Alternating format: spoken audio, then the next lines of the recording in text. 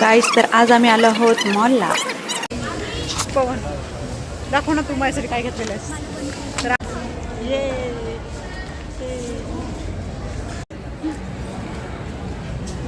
तू पवनला एकही टॉप आवडत नाहीये. पवन माझ्यासाठी टॉप शोधत आहे आणि हा पायाने शोधलेला टॉप.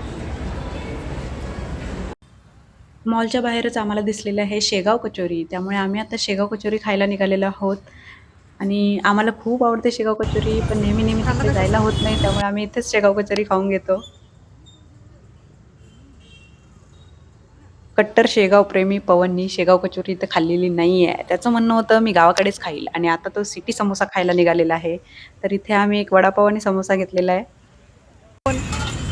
कानिफनाथ रसाच्या तिथं आलेला आहोत. पवन रस पिऊ इच्छित आहे. वो रस घेऊन आलेला आहे पवन.